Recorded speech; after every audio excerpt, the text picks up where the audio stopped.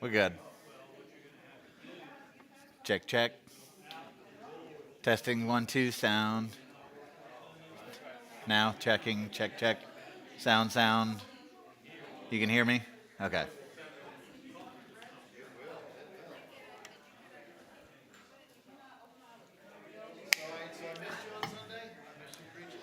Yeah, we did parted carcasses for Mother's Day. I looked at that text when I figured out that it was Mother's Day, and I was like, oh, good. This will flow well. It's in Genesis 15 where Abraham takes the animals and cuts them in half. And so then I looked and I thought, Father's Day, I'll be preaching on Sodom. So you're welcome for that in advance. I think Tom did this on purpose. Yeah. So, and then when he comes back, we've got a couple of series planned out through Advent. I know Mason has one more. Ryan is doing circumcision, so he's excited about that one. I started sending him all these archaeological images of like cave drawings or wall drawings in Egypt, and he's like, I am not showing this to the congregation. I was like, well, I wasn't suggesting that. I'm glad he clarified. What if he did? What if he just thought, oh, he wants me to put these in my sermon? No. Yeah, but it was to show that in other cultures they did circumcise, but it was always adults. Hebrews were the only ones that did babies.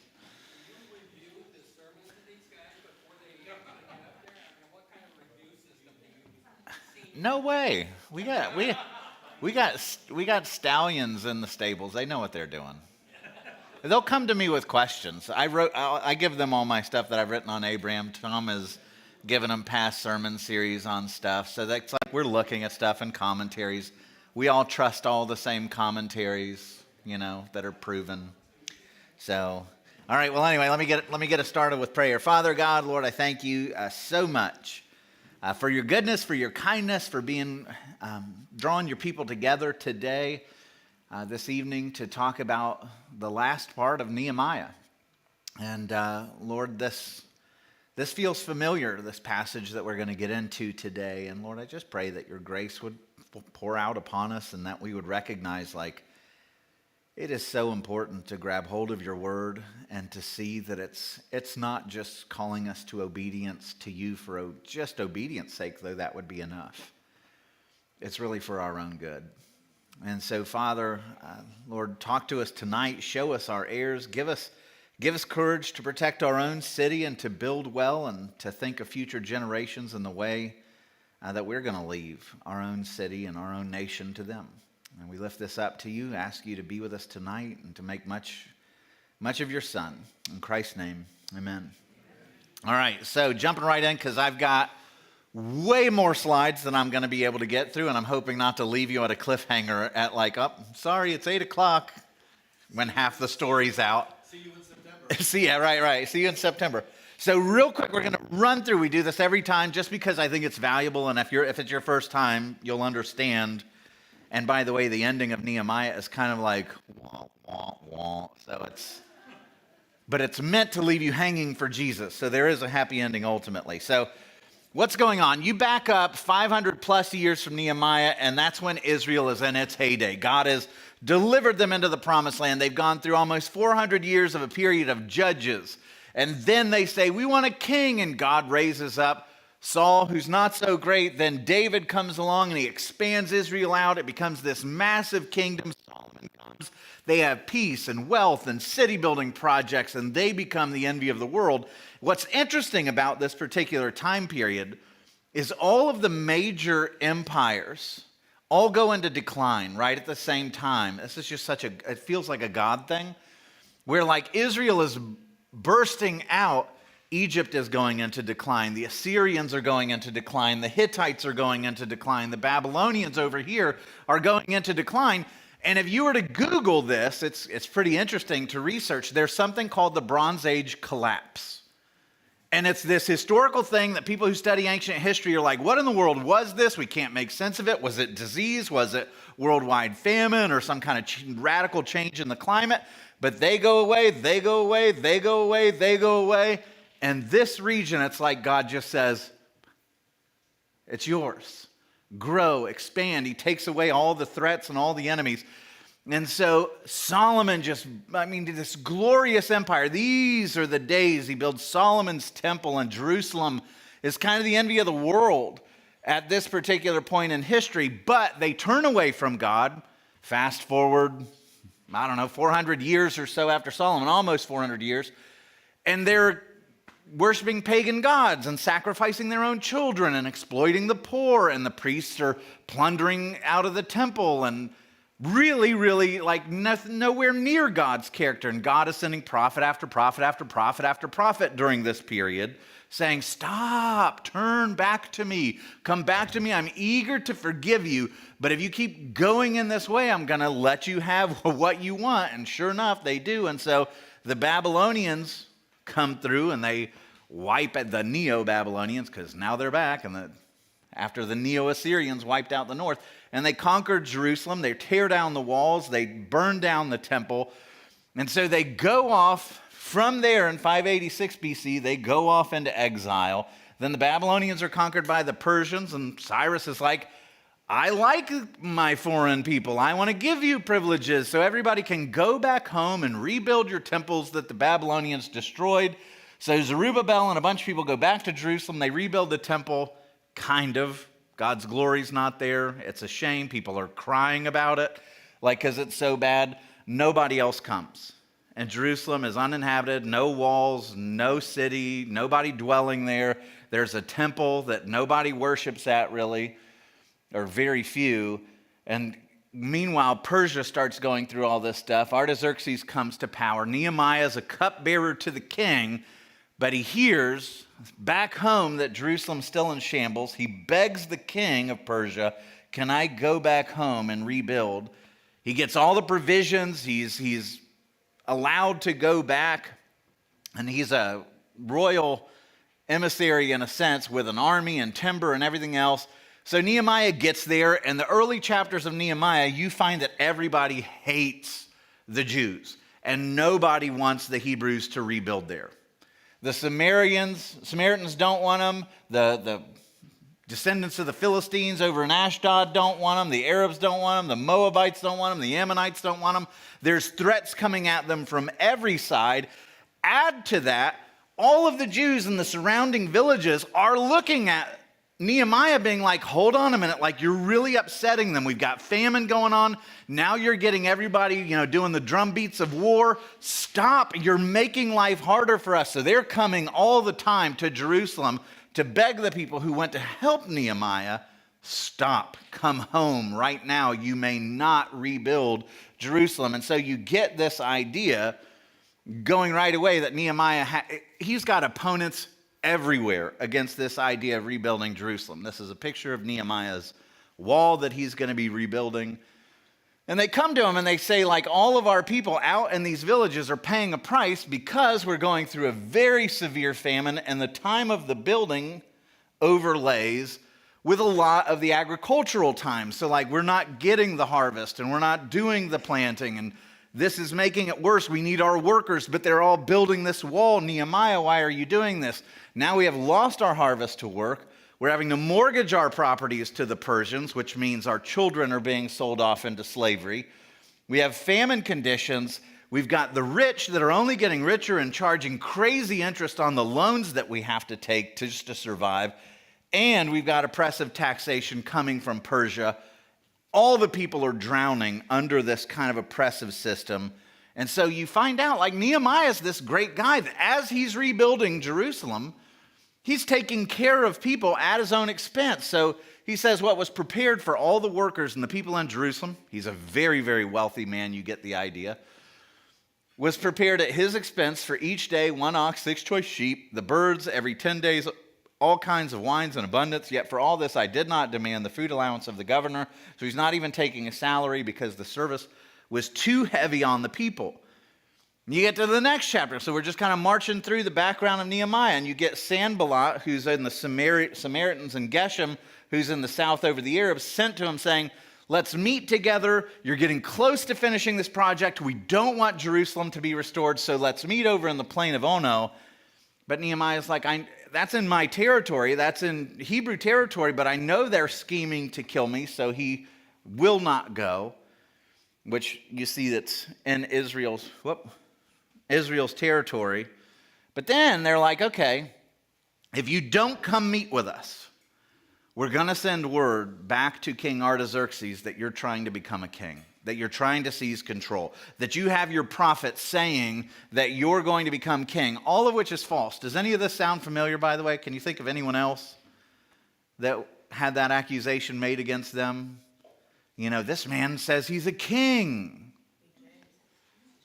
Jesus, right? And that's the charge Pilate has to deal with.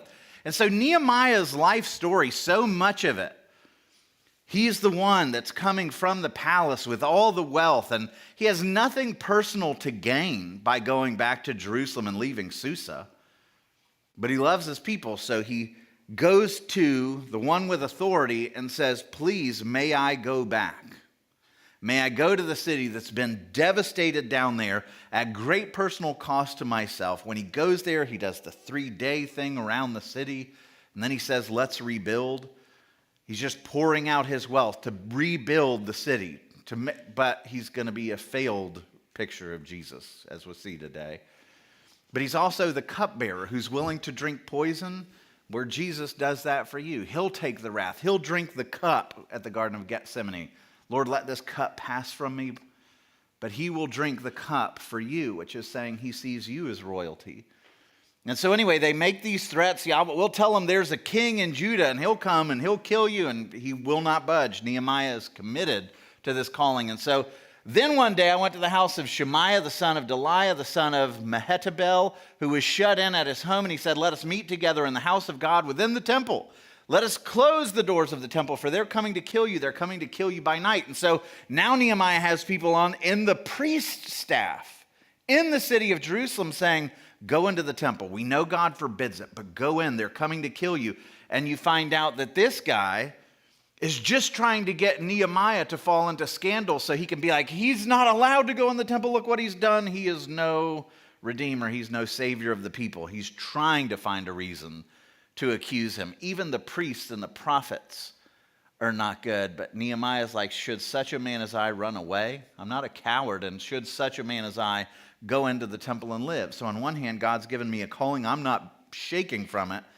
And on the other, like, I'm not worthy to go in the temple. So you see confidence in the Lord's calling and humility and the fact that he's not worthy of the temple. And so this is a slide I put together of all of Nehemiah's enemies. Right? This is 6 chapters worth. That's basically Nehemiah 1-6. And it's friend, foe, foreigner, domestic, man, woman. He's got them all covered, right? He is carrying out a mission, and he is hated for it. And so then the wall gets finished after 52 days of constant harassment. The city's wide and large, and so even after they rebuild it, we have the temple, but it's so sad that it makes people cry. And we have a city now, and it's large, but nobody wants to live in it. Nobody wants to build their houses here because it's a sad picture of what it once was.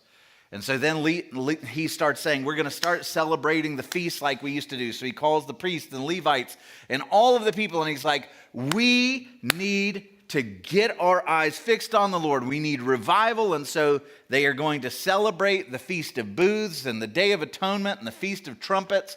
And he's like, we're going to start this right. This is New Year. We're going to do this. And so they celebrate the Feast of Booths, where everybody kind of does this thing to celebrate the time that God was faithful to the Israelites in the wilderness 1,000 years earlier. They read from the book, from the law of God clearly. They gave the sense so that the people understood the reading. And now they're done. The wall's done. The city's ready to go. The people are tired. And you see this great revival service. And this is so we're in Nehemiah 8 out of 13. And you're thinking, there's going to be a happy ending. Like, they're moving in the right direction. Look, they're coming to worship the Lord. They read from the book, from the law of God, clearly gave the sense so that the people understood the reading. And Nehemiah, who was the governor, and Ezra, the priest and scribe, and the Levites who taught the people, said to all the people, "This day is holy to the Lord your God. Do not mourn or weep," for all the people wept as they heard the words of the law. Let me summarize real quick. God comes and says, "You may dwell in Jerusalem, and I will bless you so long as you keep the law. But the moment you begin to profane my name and you in the name of God start doing wicked things, like, I'll walk away for a while." And they look at the law and they're like, "We've bungled this big time. Like, we can't keep this. This is too much." And so they're all weeping. And then Nehemiah comes and he says, "Go your way, eat the fat, and drink sweet wine, and send portions to anyone who has nothing ready, for this day is holy to the Lord." In other words, your tears, that's what makes you safe. It's the story of the prodigal son who went away and walked away from the father, but came back having alienated that entire relationship. He comes back home with no reason that the father should accept him, but the father runs out and loves him anyway and says, "Kill the fatted calf. We're going to have a party. Put the best robes and the best sandals and the signet ring on and welcome him home." And Nehemiah is like, that's who our God is. Don't be grieved, for God's joy over you, the way that he loves you, that's your strength. It's not about whether or not you're good enough or not.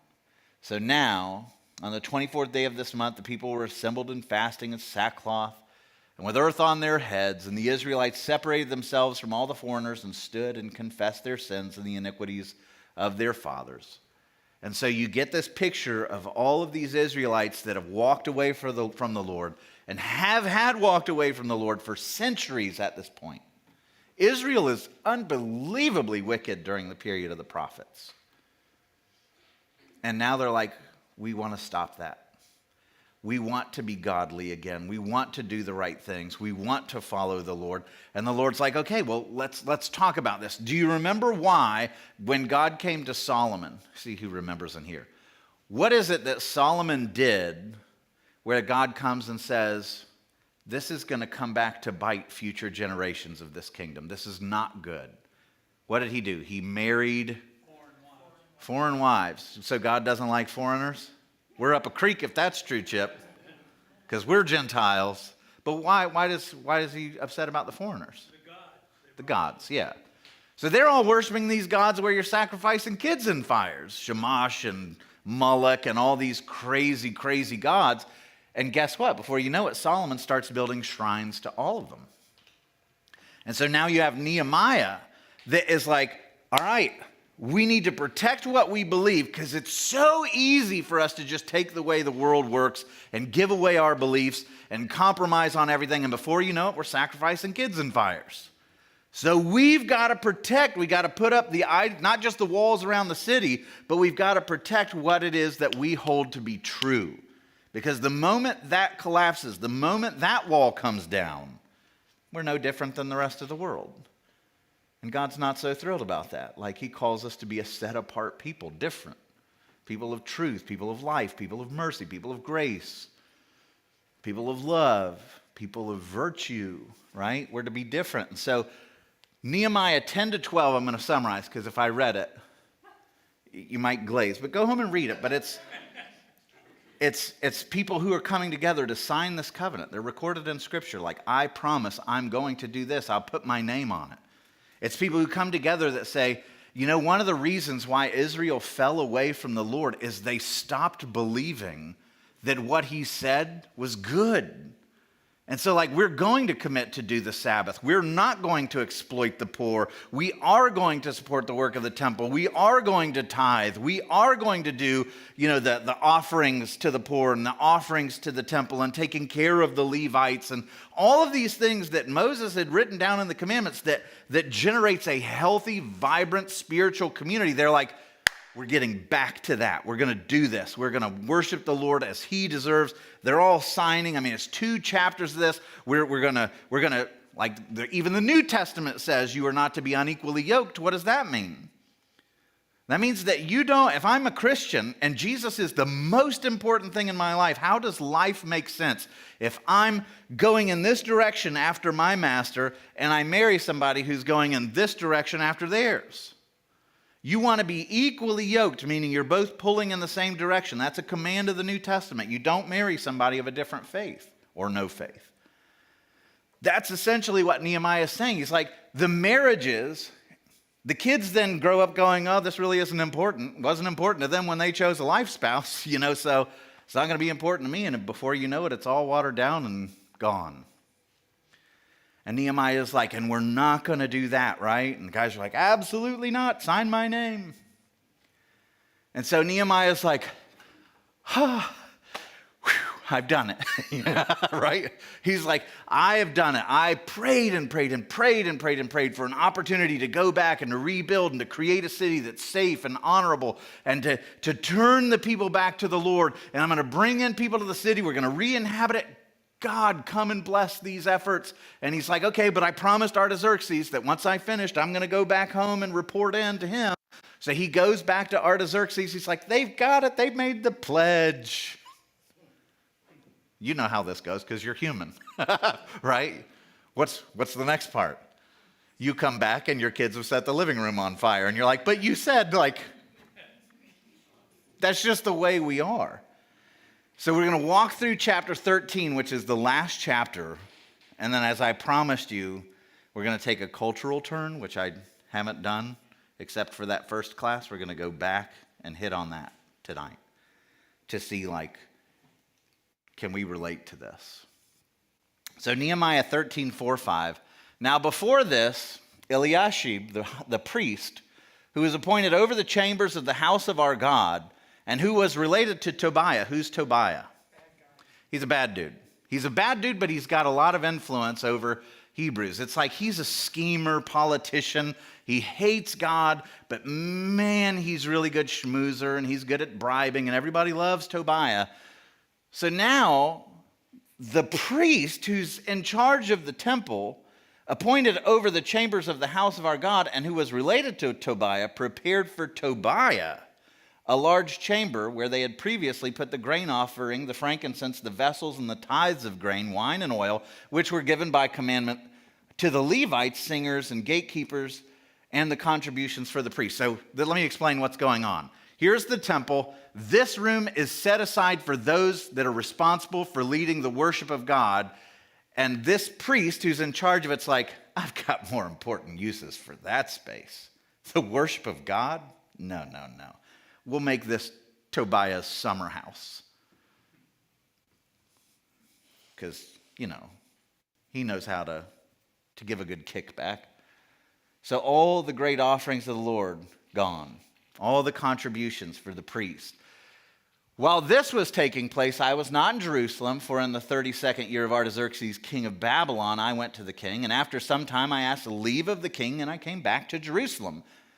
And I then discovered the evil that Eliashib, had done for Tobiah, preparing for him a chamber in the courts of the house of God. And I was very angry, and I like this. There's something about Nehemiah where I'm like, we could maybe use more of these. So he just goes in, see all of Tobiah, King Tobiah stuff, right? Governor Tobiah. And he's like, oh, his sofa, bed, lamppost, whatever. He just starts chucking all the furniture out of that chamber. Didn't ask permission. Then I gave orders, and they cleansed the chambers, and I brought back the vessels of the house of God with the grain offering and the frankincense. And I also found out that the portions of the Levites had not been given to them. In other words, let's support the worship of our God, and what happens? The leading priests come in and go, I'll divert that for my own purposes. Grain offering and frankincense. I found out portions of the Levites had not been given to them, so that the Levites and the singers who did the work had fled each to his field. We only worship if we receive this, so they're all gone. So I confronted the officials and I said, why is the house of God forsaken? And I gathered them together and I set them in their stations. I wished I could have been there. Then all Judah brought the tithe of the grain, the wine, and oil into the storehouses, and I appointed as treasurers over the storehouses Shelemiah the priest, and Zach the scribe, and Pedaiah of the Levites as their assistant, Hanan the Zakur and son of Mattaniah, for they were considered reliable, and their duty was to distribute to their brothers. And then he pauses, and this is Nehemiah. Remember me, O my God, concerning this, and do not wipe out my good deeds that I have done for the house of my God and for his service. So you got to think, this guy spent his whole life wanting to see Israel and Jerusalem restored. He has poured in, he has sacrificed all the good things in his life. He has made it his life's mission. He's poured it in. It's all there ready to happen. And the moment he gets it ready, it's like the crowning achievement, and he hands it off and says, okay, now this is yours. This cost me a lot. Don't ruin it. Immediately, they ruin it. And Nehemiah's like, man, God, like, help me. Don't wipe out my good deeds. Don't let these people wipe out my good deeds. Like, honor this. And in those days, I saw in Judah people treading wine presses on the Sabbath. So all those pledges about honoring God on the Sabbath, they're out working, bringing in heaps of grain and loading them on donkeys, and also wine and grapes and figs and all kinds of loads which they brought into Jerusalem on the Sabbath day. So it's a big marketplace. There's nothing different about this than any other city in the world. And I warned them on the day when they sold food. And the Tyrians, so foreigners up from the coast of the Phoenician coast who lived in the city, brought in fish and all kinds of goods and sold them on the Sabbath to the people in Judah and Jerusalem itself. Then I confronted this is pretty cool. I confronted the nobles of Judah and said to them, what is this evil thing that you're doing, profaning the Sabbath day? Did not your fathers act in this way? And did not our God bring all this disaster on us in this way? Like the last time we walked away from God, it didn't go well for us. And now you're doing it too. Now you are bringing more wrath on Israel by profaning the Sabbath. And as soon as it began to grow dark at the gates of Jerusalem before the Sabbath, I commanded that the doors should be shut and gave orders that they should not be opened until after the Sabbath. We're shutting down on the Sabbath. We are Chick-fil-A. And I stationed some of my servants at the gates so that no load might be brought in on the Sabbath day. Then the merchants and the sellers and all kinds of waves just lodged out of Jerusalem once or twice. But I warned them and said to them, why do you lodge outside the wall? If you do so again, I'll lay hands on you. What do you think of that? Like,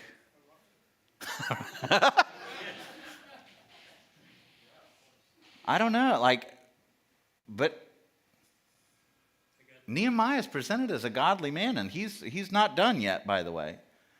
Then I commanded the Levites that they should purify themselves and come and guard the gates to keep the Sabbath day holy. Don't you run away just because there's no offering in the house. Like, get here and do your job.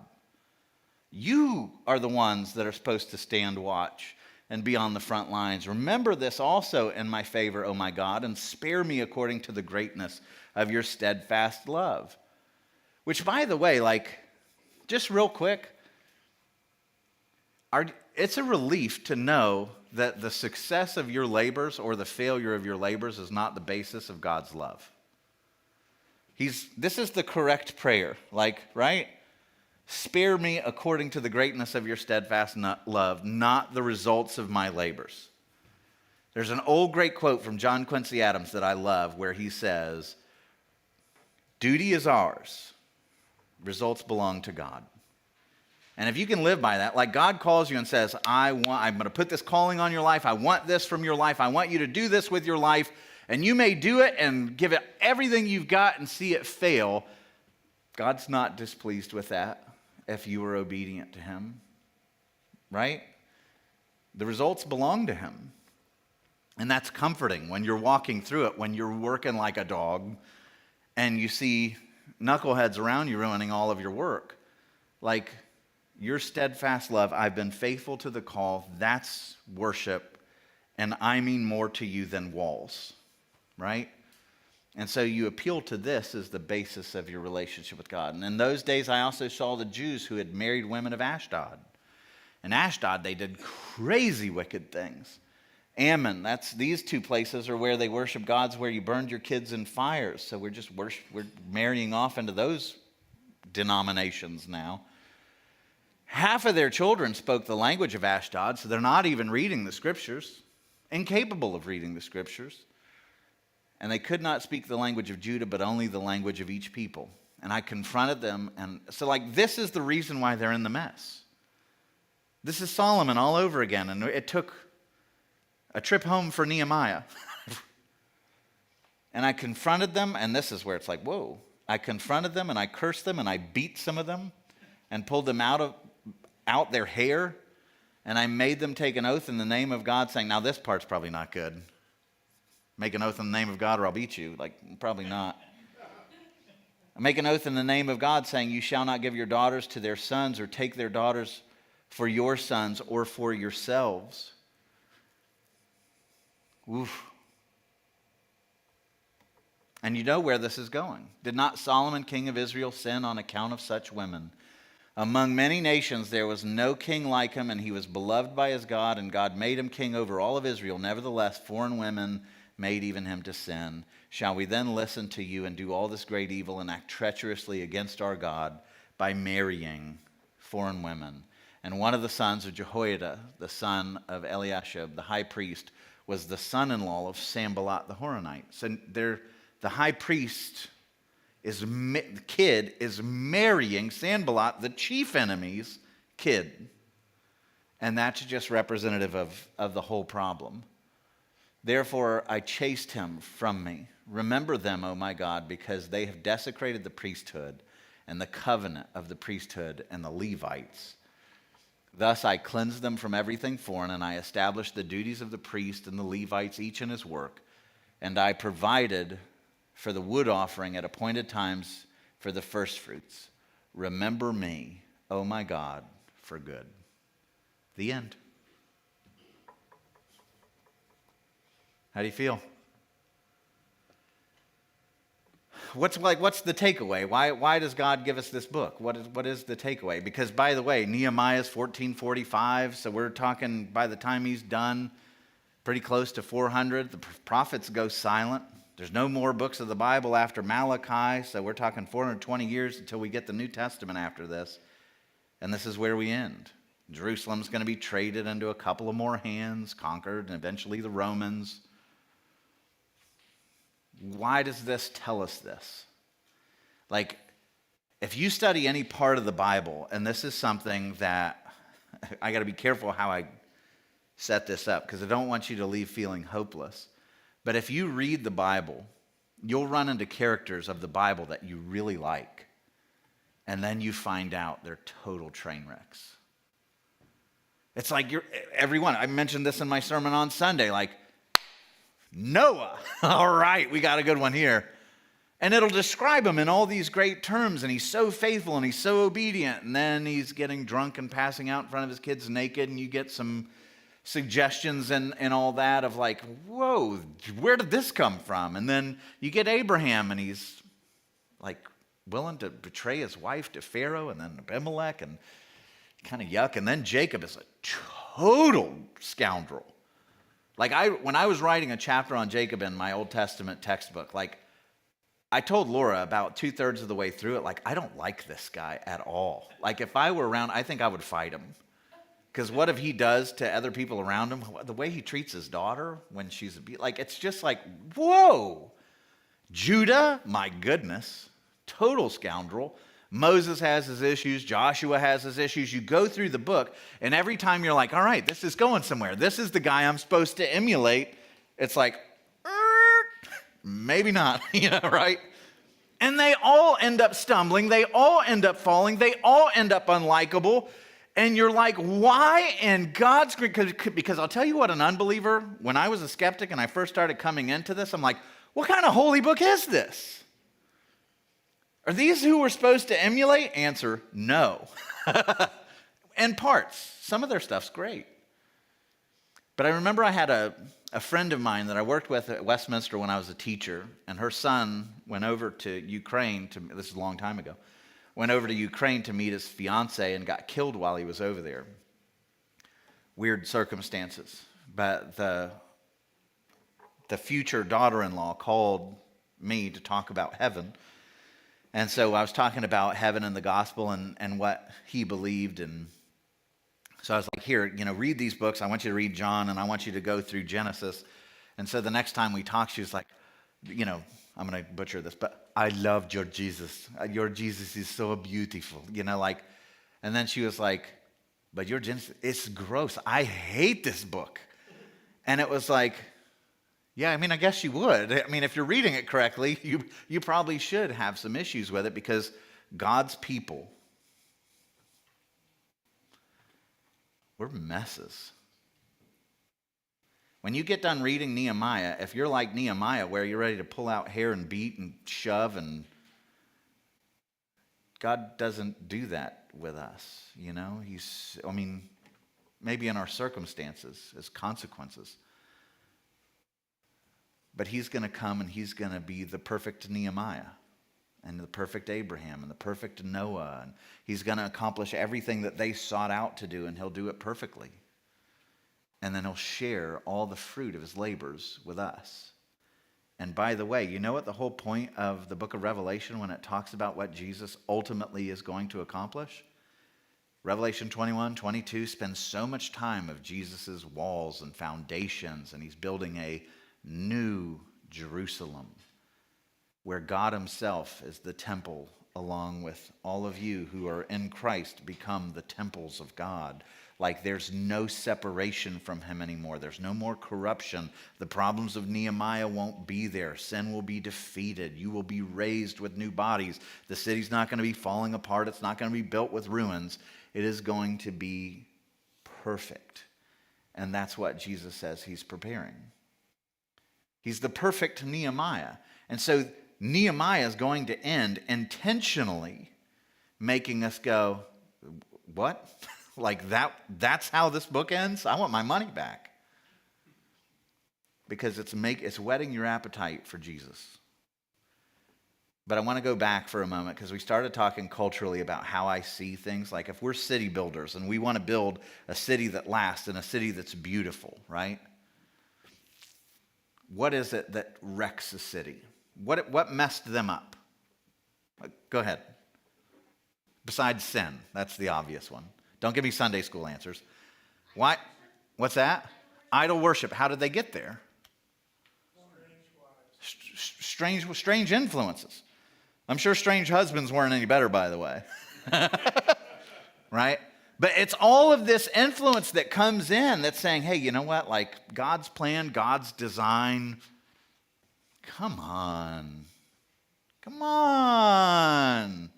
And then before you know it, it's like, well, do we really need that room? Like, do we really need to honor the Sabbath? Do we really need, is it so bad if we're sacrificing our children in the fires? They get there, like their consciences get to a point where they're not pricked. They start engaging in the worst kinds of evil. And it's like, Nehemiah's like, how is this not crushing you? Can we look at our world, and no matter who you are and where you're at on the spectrum, can you agree that there's things where you look at the culture and you go, how is this not bothering the consciences of people? Have we gotten to a point where our conscience is so dead that we don't mind? And dude, lay out the things, and I'm just going to be honest, there's things on the spectrum that you're guilty of, that the other people are looking at you going, it's in there. It's in your heart. I hope everybody can at least recognize that we're all sinners, and that if Jesus were holding the standard in front of us, we'd be like, gulp. And yet we get dead to it. It's like, it's just not even unusual anymore. And so remember the first class I told you we're doing part 1 of going through kind of some historical stuff?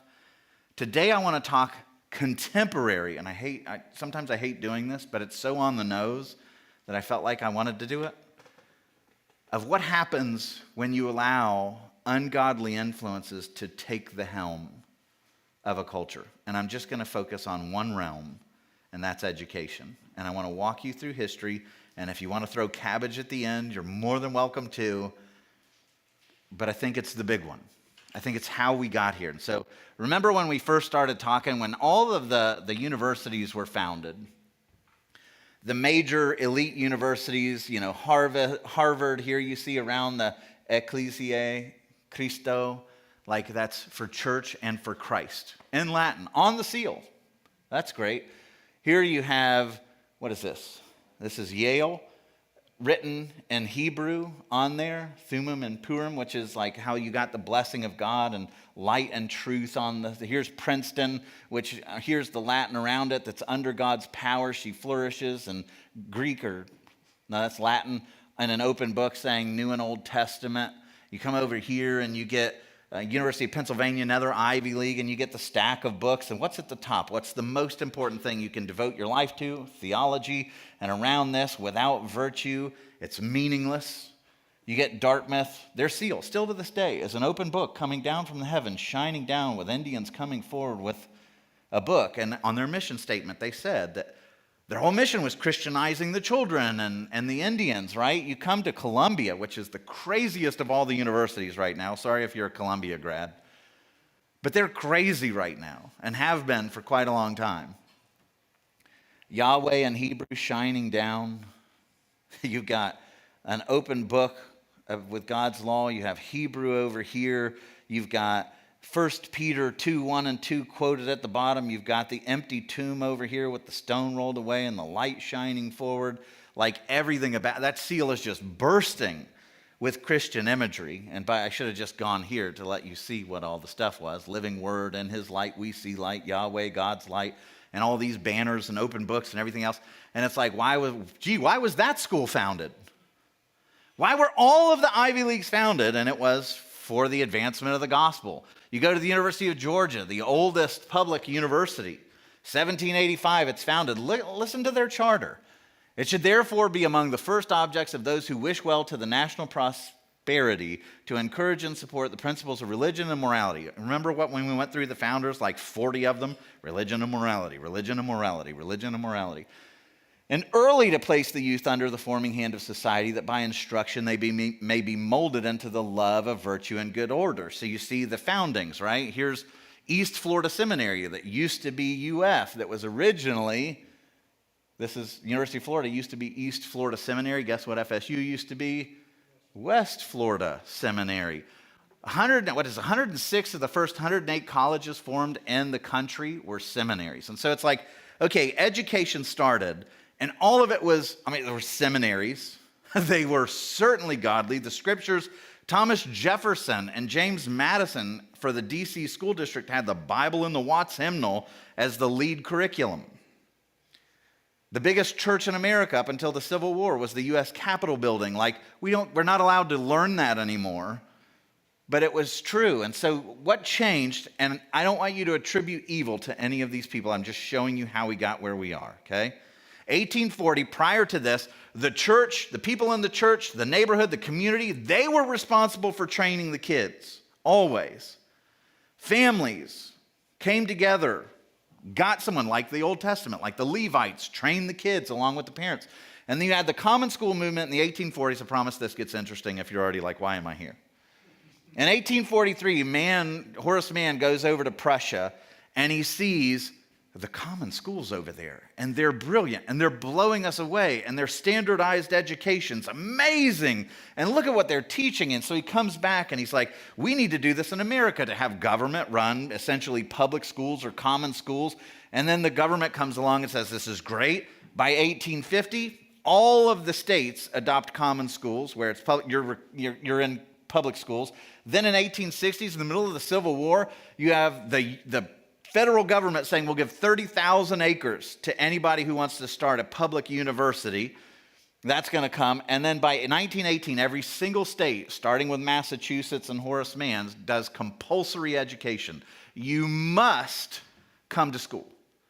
If you're rich, you can afford a private school, that's great. But if you're poor, you have to go to public schools. You have no option to avoid it. Okay, and so this is what he comes back saying. This is what the Americans wanted to hear in that era. Listen to his logic. Among the nations of Europe, because he visited multiples, Prussia has long enjoyed the most distinguished reputation for excellence of its schools. In reviews, its speeches and tracts, and even in graver works devoted to the cause of education. Its schools have been exhibited as models for the imitation of the rest of Christendom, which means all nations that consider Jesus Lord. He goes on and he's like, trust me, nothing receives more attention in the Prussian schools than the Bible. It's taken up early, it's studied systematically, great events recorded in the scriptures of the Old and New Testament, especially those sublime views of duty and of morality which are brought to light in the gospel. These are topics of daily and earnest inculcation in every school. And so what Horace Mann is jumping up and down and saying, we need public schools, they have the best Bible studies. How's that working out for us? Right? And so, all the states adopt the common school movement. Then, in 1862, there's the Morrill Act that we talked about. We have 112 land-grant universities. All that to say, there's a massive shift and a well-intentioned one that said, now government is going to run the show in education. We're still going to have the Bible. Of course we're going to have the Bible. We're still going to teach Christianity and principles and absolute truth and all that kind of stuff. But now the government is a one-size-fits-all. We're in charge of education. See you, church. We got this, right? And so those are all the land grants. So anyway, what's happening right around this time of Horace Mann is you have a massive immigration that's coming across the ocean, and it's primarily from where? Ireland. Secondarily, Germany. My name is Sam Castensmith. My mother's maiden name is Filiatro. We got some O'Days and McIntyres, and it's all like during this time period, the late 1800s, where my ancestors come over. What do Irish people believe? Typically, if you come from Ireland, what's your denomination going to be? You're going to be Catholic. How'd that go over in waspy 1800s America? They were not welcomed well. All the Protestants were like, you're going to ruin our country. You're Catholic. We're Protestant. Get out of here. All the vitriol that comes with religiosity wars and all that stuff start. And so guess what the knee-jerk reaction's going to be? This is just, we're following history. They start saying, we need to get religion. We can't have Catholics teaching religion. And so there were moves to remove religion, but the House of Representatives passes bills during all these debates. Like, listen to the spirit of the age, right? Had the people during the revolution had a suspicion of any attempt at war against Christianity, that revolution would have been strangled in the cradle. At the time of the adoption of the Constitution and the amendments, the universal sentiment was that Christianity should be encouraged. It must be considered as the foundation on which the whole structure rests. That's just everywhere. But you get a politician that comes along, and what does he say? Well, this is an article that was written. We are Republicans. We don't propose to leave our party and identify ourselves with a party whose antecedents have been Romanism and rebellion. And so all of the Catholics on the other side go, wait a minute, the Republicans are opposed to the Irish immigrants? We're the party of the Democrats now, right? And so that comes along, and you have this guy who runs on a very anti-Catholic stance of we don't want our kids being taught Catholicism. We don't want any of our tax dollars going to Catholic schools. We don't want any of our tax dollars going to priests or Rome or anywhere else. So they passed the Blaine Amendments, which are now in 37 states, where it says no money raised by taxation can go to a private school or any place that teaches Christianity, meaning a Catholic school, private school. That later will become any kind of teaching of Christianity. So those are all the places that have that Blaine Amendment now. So Massachusetts follows the Prussian model. They passed the first compulsory education law in the 50s. All the states then adopt it, every state in the country. And Princeton professor at the time sees the writing on the wall. There's a war to remove religion from education. And now there's compulsory education, which means they're being taught something. Well, A.A. Hodge says, I am as sure as I am of Christ's reign that a comprehensive and centralized system of national education, separated from religion as is now commonly proposed, will prove the most appalling enginery for the propagation of anti-Christian and atheistic unbelief and of antisocial nihilistic ethics, individual, social, and political, which this sin-rent world has ever seen. All right? So then you go on through the 1800s and you get two big ideas that come along. You get Karl Marx, that writes the fourth best-selling book of all time, Communist Manifesto. And Darwin, who writes Origin of the Species and Descent of Man. And this gives a view of natural law that says, you know what? God's really not necessary to explain the world. And oh, by the way, probably doesn't exist at all. And science is going, oh, what are we going to do with Darwin? The church is going, wait a minute, is this right? Like, I don't know what to do with this. Marx over here is saying the whole universe is set up in this kind of like oppressive system. We need an uprising of the workers. We need to make everything about victimhood and oppression and oppressor categories and redistribute wealth. And so the first time that you see a nation adopt, well, he's from Germany. The first nation that adopts it is Germany. And it's Otto von Bismarck. State socialism, 1881 comes in. And I promise this is going somewhere. It is immaterial to me whether or not you will call this socialism. I mean, in Germany, it was debated, like, is this compatible with Christianity or not? They had already pretty well left solid Christianity, like traditional Orthodox Christianity. But he comes along and he coins a new term. He's like, I don't care if you call it socialism or what you call it. I would prefer that you call it practical Christianity. It's caring for the poor. It's yielding to the government so that the government can step in and care for the poor. And so around the world, there's a movement. You're going to get my libertarian bent here now, because this is what I believe strongly Scripture teaches. The church relegates all of its duties of raising, relegates all of its duties of caring for the poor, relegates all of its duties of, and everything is moving to the state. You're going to be the one who's in charge of that. You're going to be the one who's in charge of education. And by the way, sometimes the church doesn't do its job, which is why all this stuff comes about to begin with. So Prussia is the origin of so many of these ideas. You have Immanuel Kant, who's the beginning of the Enlightenment, who's like, can you really know stuff? Can you really know stuff? And the Enlightenment comes, common school movement comes out of that. The liberal church, that's who this guy is. Liberal theology, University of Berlin. I mean, he didn't even believe Jesus was God, but he becomes one of the most influential theologians of Germany. Karl Marx is out of Germany, the Communist Manifesto, state socialism, all that's coming out of Germany. Guess what happens to immigration in the late 1800s and early 1900s? Ta-da!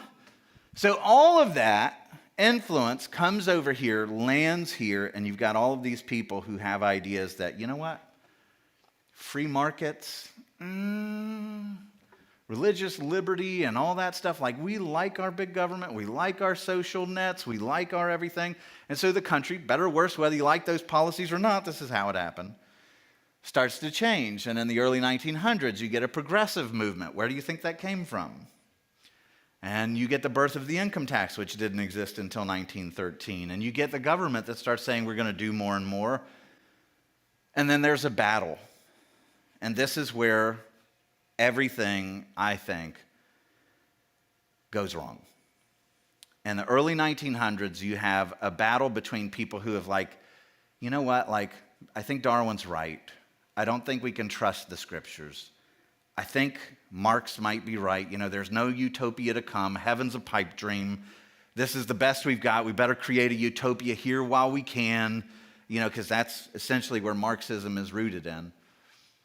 And so all the church starts going, you know what, maybe practical Christianity is the best we can do. You know, we need to get rid of heaven. We need to get rid of miracles. We need to get rid of the idea of a literal resurrection or literal virgin birth. And so you have the church that goes to war, and you have people who are called the fundamentalists who come up with a list and say, okay, we have to at least believe these 5 things. Can we agree on that? Like, we believe that Scripture's inspired by the Holy Spirit. It's not just guys making it up in a corner somewhere. The virgin birth happened. Inherited sin didn't enter Christ. Substitutionary atonement, when he died, he paid for my sin. Bodily resurrection on the 3rd day. It wasn't just someone stealing a body. And the miracles of Jesus really happened. Like, our God is supernatural. Can we agree on that? And you know what the answer was? No. And all of the seminaries walked away from it. They had been so influenced by Kant and all these things that they were like, we're not sure we believe this anymore. And so Union Seminary, which was a big flagship, gone. All the major seminaries, gone. And the old one that was like, we will fight to the death for God and for the truth of his Scriptures, was Princeton. Princeton gave birth to this country. Go look that up. Presbyterian Seminary, really wonderful. And you had guys like Machen and Hodge that we heard from saying, we will not compromise 1 inch. And the seminary drifted, and they fought and fought and fought, and eventually those incredible guys lost. And Princeton flipped, and Harvard flipped.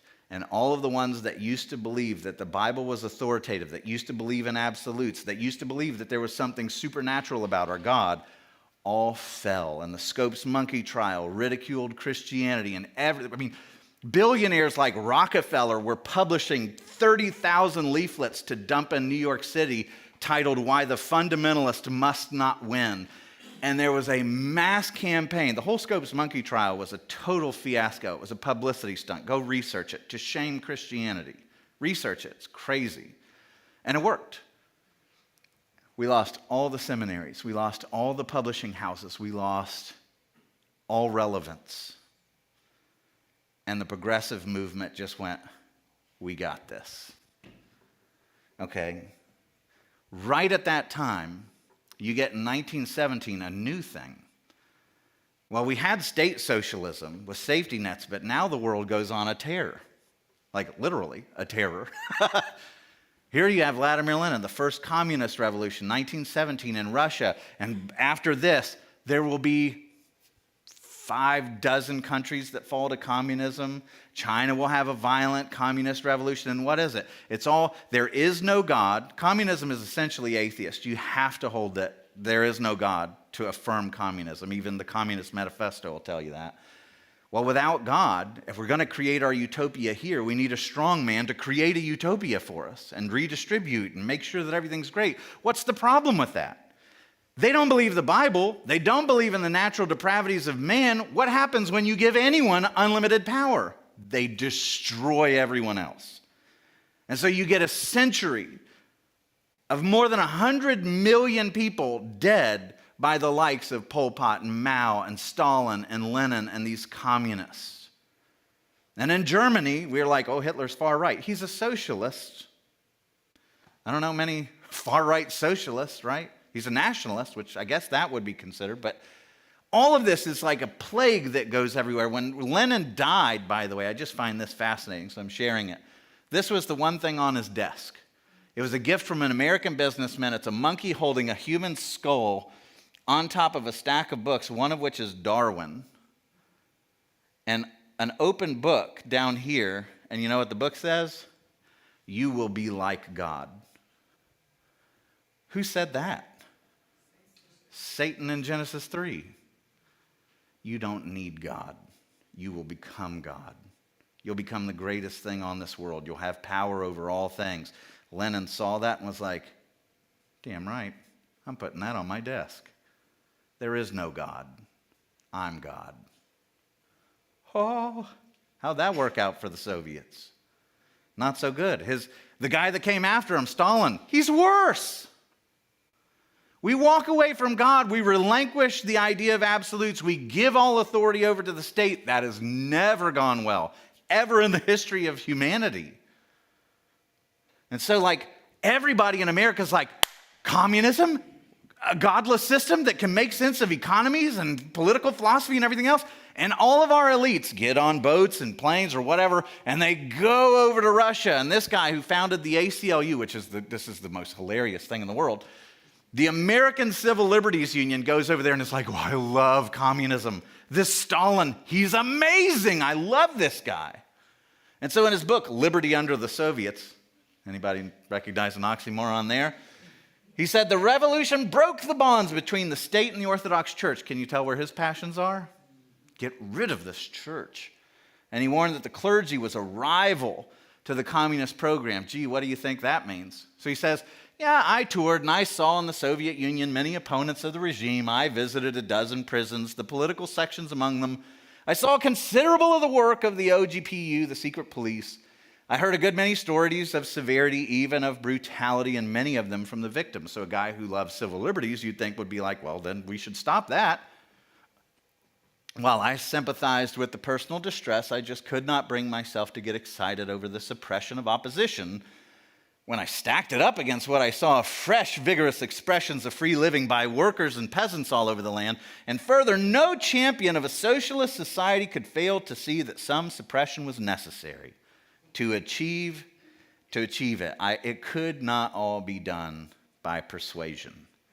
Another great hero of the progressive movement, founder of Planned Parenthood, Margaret Sanger's like, I got to go over there and check it out. So she gets on a boat and goes over to the Soviet Union and comes back after 6 weeks over there and says, Russia today, the Soviet Union, right? Stalin is the country of the liberated woman. The attitude of Soviet Russia toward its women would delight the heart of the staunchest feminist. What? So this guy, who's a professor at Brandeis, was a Marxist. He helped found Teachers College at Harvard, and he wrote that all of America's intellectual and social leaders were looking, before we found out that they killed 60 million people or whatever, that all of America's intellectual and social leaders were looking to the practice of the Soviet Union to guide domestic policies. It says that's what was driving the founding of Harvard's teaching college, was we're shifting. He writes this transformation in American thought was largely the work of a small number of several hundreds of travelers to the Soviet Union during the previous decade. The reports which they published affected the American political consciousness more deeply nonetheless than any other foreign influence in its history. Soviet Union, communism, this spread, Stalin, all that, they came back being like, we got to do that here. So John Dewey, how many of you know the Dewey Decimal System? How many of you, that's the only thing you've ever heard about John Dewey? Okay, buckle up. The Dewey Decimal System will never be the same, maybe. So Dewey's a self-proclaimed atheist. That's not a surprise. He's a humanist.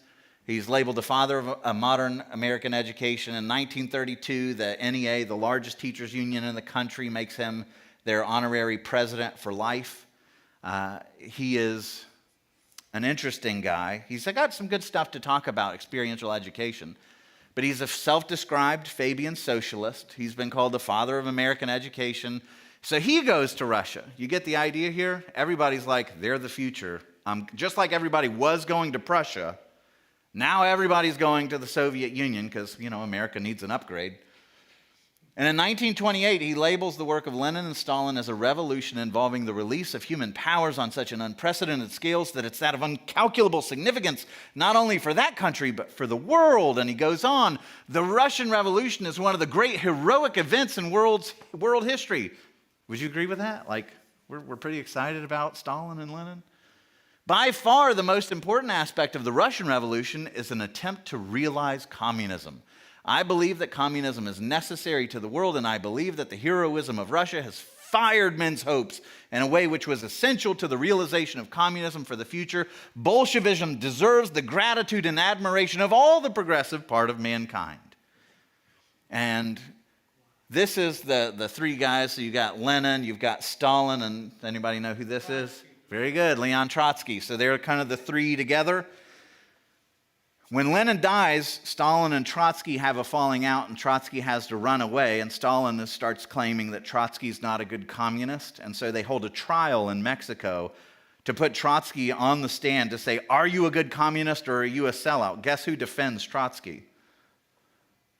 So you read this, and the socialist appeal, Trotsky, innocent, trials, frames up, and you come down into this, and you see trials announced as John Dewey, world-famous educator and commission chairman, blah, blah, blah, blah, blah, defending Trotsky. This is the guy, right? Father of modern American education. He must have some good things to say, so let's see what he says. We are in for some kind of socialism. What's communism? It's just grown-up socialism. Call it whatever name we please, and no matter what, it will be called when it is realized. Economic determinism is now a fact, not a theory. Free markets, capitalism, liberty, all that stuff that America was founded on, gone. This is a fact now. So we go on and we learn that he, in the early 1900s, 1904, helps to found the very first teachers' college ever in America. Why is there no teachers' colleges before? Who did all the education, right? It was locals. You wanted a math teacher, you found someone good at math, you went to the neighborhood, whatever, And so Columbia University, remember their seal with Yahweh shining down and all the scriptures all around everything? They're like, we need to train up educators. This would be tremendously powerful. If we can train up the teachers to train up the teachers to train up teachers, we could corner the market on ideology, right? Okay, well, this is going to go well. So this is Dewey. He's writing about ethics. I'm just giving you the flavor of how Columbia comes about. John Dewey wrote an essay called The Influence of Darwinism on Philosophy, and he wrote, Darwinism was bound to transform the logic of knowledge, and hence the treatment of morals. If everything is constantly doing this, then you know nothing for sure, because everything's constantly in motion, it's constantly improving, it's constantly evolving, nothing is fixed, nothing is absolute, everything's always in flux, just like biology. And so he says, the treatment of morals, politics, religion, it's all in flux. Philosophy forswears inquiry after absolute origins and absolute finality. Stop trying to figure out if there's something that's really true, because it's always changing. It might be true now, but you can't say that it's true at the origin and true at the end, because it's always doing this. So you can never know truth. Nature has no end, no aim, and no purpose. Enjoy your life. You're meaningless. There is change only, not advance toward a goal. What an empty philosophy. He writes this in Teacher's Magazine. There is no God and there is no soul. Hence, there is no need for the props of traditional religion. With dogma and creed excluded, then immutable truth is dead and buried. There is no room for fixed and natural law or permanent moral absolutes.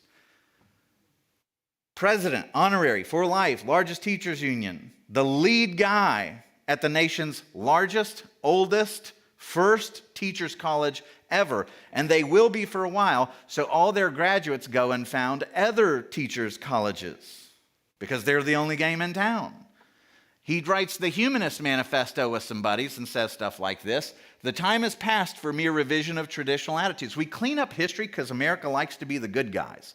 And so on the other side of all the Holocaust and the great genocides, we don't want to go back to the 1920s and be like, yeah, we were kind of part of the problem. We bought into all that mess. So in the 1950s, the Red Scare comes along and we're like, we hate communism. And yeah, we've always been against communism. We Americans, yeah, that stuff's really dangerous. Get that away from us. We were neck deep in it. And had that not gone so south, we'd have run toward it a lot faster. Now it's a slow bleed, as we'll see in a minute. The time has passed for mere revision of traditional attitudes. Science and economic change have disrupted the old beliefs. Religions, the world over, are under the necessity of coming to terms with the new conditions created by a vastly increased knowledge and experience. He says religious humanists regard the universe as self-existing and not created. No God. Humanism asserts that the nature of the universe depicted by modern science makes unacceptable any supernatural or cosmic guarantees of human values. There is no reason why things are right and wrong.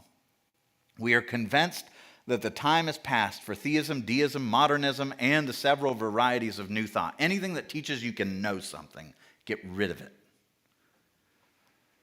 Though we consider the religious forms and ideas of our fathers no longer adequate, the quest for the good life is still the central task for mankind. Man is at last becoming aware that he alone is responsible for the realization of the world of his dreams. You want a utopia, you've got to create it because there is no heaven. And every time someone promises you a utopia or seizes control to bring a utopia, how's that turn out? Genocide, every time. That he has within himself the power for its achievement. He says this, I believe that it's the business, so now we're to education again. I believe it is the business of everyone interested in education to insist upon the school as the primary and most effective instrument of social progress. We're not going to just teach people about math and history and reading and writing. We're going to change the world. We're going to teach these kids a new thought that's going to bring about a radically different world. And in his book, most famous one, My Pedagogic Creed, he writes, I believe that in this way the teacher always is the prophet of the true God. Ugh, sounds like a cult. And the usherer in of the true kingdom of God. This is the guy that the NEA looks at and goes, we want you to be our president for life. Columbia says, we want you to lead our teachers' college. And so, one of the guys that he's buddies with, Charles Potter, says this, which it's just such a good quote, I wanted to throw it in. Education is thus a most powerful ally of humanism, and every public school is a school of humanism. What can the theistic Sunday school, meeting for an hour once a week and teaching only a fraction of the children, do to stem the tide of a 5-day program of humanistic teaching? Bingo. Remember what's going on, the battle of the early 1900s? Church, fundamentalism, practical Christianity, socialism. They got no chance. We seized the schools, it's game over. They all know this. This is the strategy. So education philosopher, guess where this guy teaches? Columbia. They recruit the best. Education philosopher George S. Counts visited Russia. Gee, what a shocker. And he lived there for 3 years examining the Soviet education system, deeply enamored with it, teaches at Columbia's Teachers College. He says the day of individualism and the production and distribution of goods is gone. Bye-bye, America. Education should focus on shaping attitudes, tastes, and even imposing ideas. Gee, that sounds familiar. Do you see how they engineered this? They won, FYI. Only the most stupid and unenterprising can fail to perceive the promise of power which the school holds out to those who would organize its curriculum. You will say, no doubt, that I'm flirting with the idea of indoctrination. And my answer again is in the affirmative. You better believe I am. Yeah. This is, I can get it for you. It's in his writings. He's written a number of essays that comes out of this. When he came back from Russia, he writes all kinds of stuff. You read it, it's like you could chop one quote after the next. This guy's nuts. He's really intense. You could pull quote after quote after quote of how. To the American public. Now he's writing this to teachers. Like, this is what we should be doing. Is he alive today? No, he's gone. He's gone. So all these people, this is early 1900s, yeah. A key building block in this whole mess is that the Supreme Court changed the interpretation of freedom of religion to include freedom from religion, which played right into these guys' hands. Correct. So I actually took a screenshot of one of his writings. So this is taken out of Google Books. So I'm looking through his stuff. So you get down here, skip down, and he talks about how the Soviet thing is so great. And he says she issues Russia, Soviet Union. She issues to the Western nations, in particular to the United States, a challenge, perhaps one of the greatest challenges of history. She issues it not through the Communist International or through the Red Army, but through her State Planning Commission and her system of public education. In other words, Soviets to America, come. Become like us. And guess, if Dewey is going to be the president of the NEA, the largest teachers union, this guy is named to become president of the second largest teachers union, the American Federation of Teachers. And so from there you go on, and Columbia's like, we can't get enough of these guys. So they look across the ocean and they go to a guy named Max Horkheimer who's living in Germany. Gee, another great gem from Germany. He's a Jewish guy, but he's very communist. And so in the 1930s, it's not cool to be a Jew in Germany. So he's looking to leave, and Columbia's like, you're communists? Come on over. And so he comes and he begins teaching something called critical theory, which when it's described, you see, we know of all kinds of critical theory. There's critical gender theory and critical race theory and critical this theory and critical that theory. But the bottom line of it is intersectionality. And so let me explain why Horkheimer comes to this, and I'm going to be really, really brief.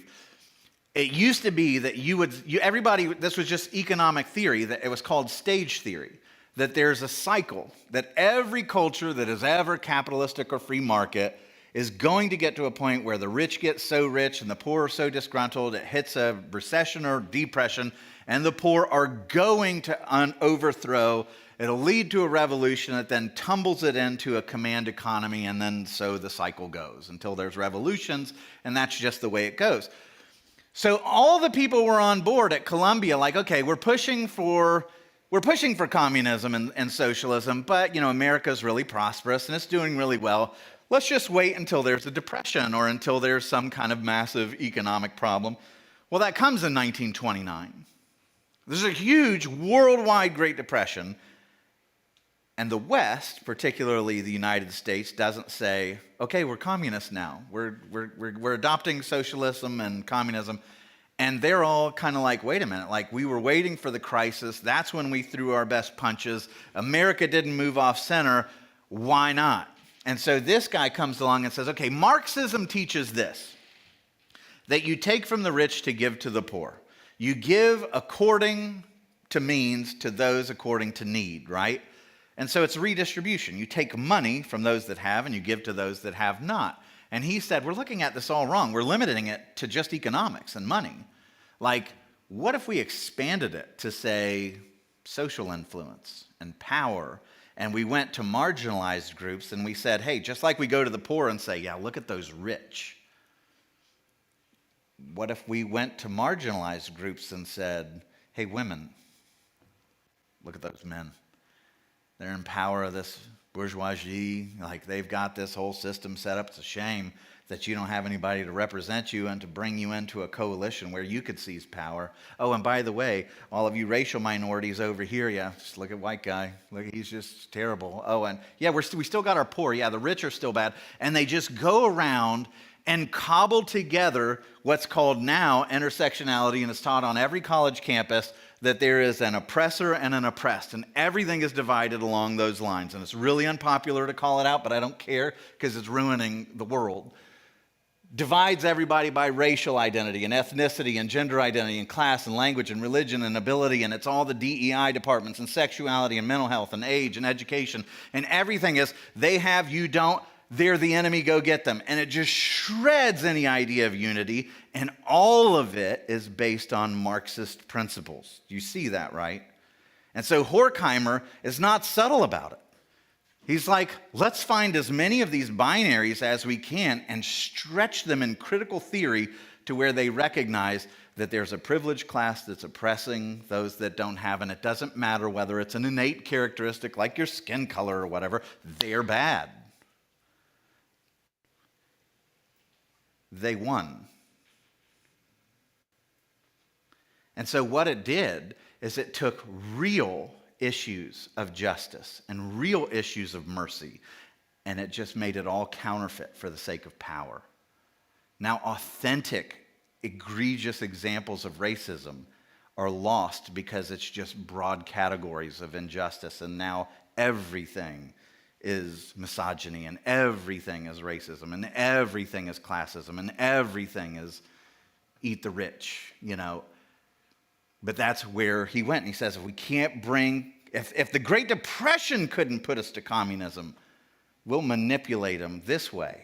And so you get his disciples also at Columbia that go around during the Vietnam War and stir things up. And a guy named Herbert Marcuse goes around, and it's like, they're the evil ones. Like, we need to be violent. Let's have revolution. And you know, before you know it, I'm going to read these off. These are the bombings that took place in the 60s and 70s. The Haymarket Police statue, the Chicago police cars, multiples of them throughout, the New York City Police Headquarters, the Marin County Courthouse, the Long Island City Courthouse, the Department of Corrections in San Francisco, Office of California Prisons, Department of Corrections in Albany, 103rd Precinct of New York City Police, Harvard, U.S. Capitol Building, the MIT Research Center, the Pentagon, the ROTC buildings, many of them. Draft and recruitment centers were bombed. The ITT Latin American headquarters following a revolution in Chile that was here. The National Guard headquarters in Washington, D.C. The Presidio Army Base. The liberation of Timothy Leary from the California Men's Colony, Penal Colony. The federal offices of health, education, and welfare. All these places are getting bombed. Did you learn about this? Why? You know, back in the day when this guy was pushing all this, he was all over college campuses. He's the one that the Pope at the time credited for the sexual revolution. Marcuse, look him up. He wrote a book on it that went wild all over college campuses. What's the ideal? There is no God. The system is just oppressing you. It's only using your body for labor. So detach from any sense of morality and go use your body for love. Use it for enjoyment. Use it for pleasure. And before you know it, like, okay, now stop for a moment and remember where we came from. Where there's a God who believes that you're made in the image of God, who calls everybody to dignity, that requires you, that preaches repeatedly against treating people badly, that is a God that calls you to charity, that rebukes you for exploiting the poor. But we throw all of that out, all of the virtue, all the truth, all the system of absolutes, and in its place, we import a thoroughly not neutral system of education, a thoroughly anti-theistic view of education that says the only system that matters in the world is this one. And when I go and I look at like what UF is teaching now, every single class that my niece is taking in the university system right now at UF is equity this and equity that. And it's like, good Lord. It's like training division. It's training hatred. And it's training like outside of the root of any kind of truth. And so all these are pictures of those bombings, by the way. Different places. This guy, which is just amazing, he's the one who bombed the Pentagon with Bill Ayers. There's the FBI wanted poster. This is his website now. Never went to jail for it. He's the Distinguished Professor of Education. Oh, that's a shock. Where? At the University of Illinois at Chicago. This is now the basis of our entire education system. Dewey, Counts, so many others that we don't have time to look at. This was it. This was it. This is how everything went away. And so why is this in Nehemiah? What happened with Nehemiah? Nehemiah comes along and says, if you want a society that's going to flourish, here's truth. Draw near to the Lord. Honor one another. Care for one another. Here's truth. Here's virtue. Do this. And what did they do? I like this idea over here, and I'm going to import this, and I'm going to import this, and before you knew it, everything was corrupted, poisoned, and destroyed. Am I way off? Because when I go through history and I look at this, I see, good Lord, we walked away from our God. Imperfect, but it was always Christian conviction that called us to do better. You want to know what led the women's suffrage movement? It was people that recognized that all people are created in the image of God. You want to know what led the abolitionists? You want to know what was the chief rallying cry of the Civil War? You want to know all of the things that have brought about the abolition of the slave trade? All of it came from a conviction that these are people made in the image of God. Like, we cannot, but if we're just creatures and there is no moral absolute, then everything will be manipulated for power. And we've seen this movie too many times. Political classes do not care for you. They will use you either side of the aisle. And both of them right now are kind of crazy. We need to get back to a place where it's like, I don't know about grabbing people by the hair and pulling them out of the city, but the church needs to wake up and recognize truth and not get co-opted by political classes, because they will exploit you. And in the end, it's going to be garbage. But this is how we got here. And so I had in here, I only have 4 minutes left, but like a walk through our jurisprudence, what our courts used to say, it's our first Supreme Court justice. The most effectual means of securing the continuance of our civil and religious liberties is always to remember with reverence and gratitude the source from which they flow. I mean, you walk through court decisions throughout history. By our form of government, the Christian religion is the established religion, 1799. New York Supreme Court, 1811. Christianity, in its enlarged sense as a religion revealed and taught in the Bible, is part and parcel of the law of the land. We are a Christian people, and the morality of the country is deeply engrafted on Christianity. We're 1811. 1824. Christianity, general Christianity, is and always has been a part of the common law. It's irrefragably proved that the laws and institutions of this state are built on the foundations of reverence for Christianity. 1824, now we're 1844. Christianity is not to be maliciously and openly reviled and blasphemed against to the annoyance of believers or the injury of the public. Notice the year. This is Horace Mann time, and this decision is dealing with a public university. Stop. You may not throw the scriptures out. The reason why bigamy and polygamy are overturned in the end of the last 2 centuries ago because they're crimes by the laws of all civilized and Christian countries. We have absolutes here. You jump to 1892, the USV, the Church of the Holy Trinity, these and many others. They've studied all of our history. These and many other matters which might be noticed add a volume of unofficial declarations to the mass of organic utterances that this is a Christian nation, we are a Christian people, and the morality of the country is deeply engrafted upon Christianity. Fast forward to 1931, when the nation's in upheaval, and for the first time you don't get a unanimous decision, a 5-4 decision that says we are a Christian people, according to one another, the equal right of religious freedom and acknowledging with reverence the duty of obedience to the will of God. Did you learn that in school? That's the kind of stuff our Supreme Court was saying in 1931? Then what happens? Gee, it's around the same time that everything starts flipping. And in 1947, all of a sudden, for the first time, the First Amendment has erected a wall between church and state. That wall must be kept high and impregnable, and before you know it, right after that, well, let's get rid of prayer from school and Bible from school and teaching creationism or intelligent design, and the Ten Commandments have to come down, and any law that gives balanced instructions or other theories or ideas come out, and the nativity signs come down, and intelligent design is banned.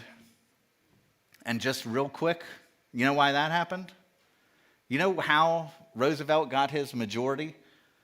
So he comes along and he's trying to get the New Deal. What's the New Deal?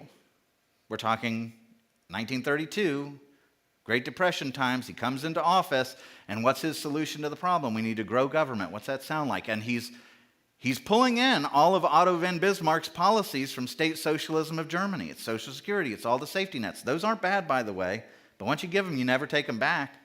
And so he wants to grow the government. The court comes along and says, you can't do that. That's not who we are. We're not socialist here. So he's like, I'm going to pack the court, 1937 court packing plan. That fails. And so eventually in 1947, he says, oh, this court is so anti-big government. I'm going to pack the court. He stays in office from 1932 all the way to 1945, elected 4 times, the only president elected more than 2. He appoints 9 U.S. Supreme Court justices to the court. So guess when 1947 comes around with the we must erect a high wall and all that stuff, every single judge that was on that court had been appointed by him or Truman. Every one of them. So the guy who writes the decision, because this was a court case, Everson versus the Board of Education, that was about reimbursing Catholic students that were bused to their Catholic school. And it was like, well, the public schools are pretty well Protestant. So to be fair, like if they're going to their Catholic school, we should pay for their busing too. People who hated Catholics are like, no, we can't have that. I don't want my dollars going to Catholicism. Goes to the court. The guy who writes the opinion is a Ku Klux Klan member from Alabama named Hugo Black. And so there you see his Klan card. How do the Klansmen feel about Catholicism, by the way? Not fans. They're not fans of anyone. So Catholicism, 5-4 decision, and the world gets turned upside down. And everybody knows it at the time, like there's cartoons of Klansmen black. And that's where Christianity and religion was definitively thrown out. And then in the 1950s, you get this wave of, holy moly, what are we becoming? And the Red Scare, and we got to get rid of communism, and we're going to add under God to our Pledge of Allegiance, and we're going to put it all over everything, and there's a response. And then the 60s come, and it's like we had a brief push in the 50s, and then the 60s, and then just, whew, yeah, McCarthy's ridiculed, and it was over. And now you look at our schools, and man, I wish I could get into some of the results there, but I'm already past time. Every measurable indicator of our education system is garbage since then. So we traded God to become more rational, more enlightened, more everything. Our history scores, we don't have proficient kids in that. The civics stuff is hilarious. Math through the floor, our rankings internationally gone. I mean, just decimated. Writing, emotional health, mental health, everything is plummeting. And here's the thing that I hate. Do you know why all that stuff won? This is the bottom line. 2 reasons. 1, we gave up truth. We lost on the battlefield of truth. 2, they came, and this is the part that makes me even angrier. They came and they beat us in the argument of mercy and value. They went to people that were marginalized and said, come with me. I'll show you that you're valuable. You come with me. I'll make sure you're not in poverty. Of course, they were all lying. They were just exploiting him for political gain.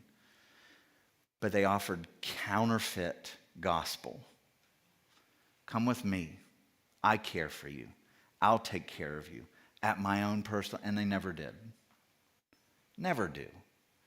And if anything has the corner on mercy and justice, it's the gospel. You'll find no greater dignity and no greater source of reconciliation and unification than the gospel, and we've traded it for not even so well glossed over Marxism, and our nation's being destroyed. I say that not to just leave you with gloom and doom, but if we know how the nation fell apart, we know how to fix it, right? It's not a guy with an R or a D next to his name. It's truth. It's gospel. Far greater than anything this education system has thrown at us in the last 100 years, which has been unbelievable, and all done in the daylight. So there's Nehemiah. Our story right now, as a city and as a nation, kind of similar. You sleep for just a little bit, and wow, it's different than when I left it. Let me pray for us. Father God, Lord, I give you thanks for truth, for your gospel, that you are the God that loves the poor. You're the God that loves the marginalized. You call your people to be people of justice and mercy. And Lord, I pray that we would. Help us to become giving. Help us to become loving. Help us to become bridge builders to show that all this other stuff is just counterfeits. Lord, I pray your forgiveness and your mercy on a country that's walked away from you so very clearly. I pray, Lord, that you would protect liberty, that you would establish virtue, that you'd give revival, that all of the damage that's been done to these generations that are coming up now that have no hope and no purpose and no understanding of why they exist, no value or esteem in their own eyes, Lord, I pray that you'd rescue them from that. And as we go from here, Lord, the commission is, there was something that at the beginning of this book put a burden on Nehemiah's heart to go and rebuild a city that was in ruins. And I think that's part of the reason why I'm drawn to this book, is we're seeing a city that's falling into ruins, and you need people to step up that are willing to rebuild and to take the arrows and to speak truth and to love you and to love others. But Lord, I pray your mercy on us. I pray that you would help your church to reclaim the role of speaking truth and showing mercy and helping the poor and the downtrodden, Lord, that people would look to us for answers and find you and find redemption. And Lord, that you'd spare our country for this election and whatever might come out of it. Lord, I pray that you would show us mercy. Give us better than we deserve. I pray for everybody in here as they go forth for the summer, that your blessing would fall on them, and that you would watch over our families, and that you would guard them from so much of the despair that is wrought from all this emptiness. And we pray all this in Christ's name. Amen.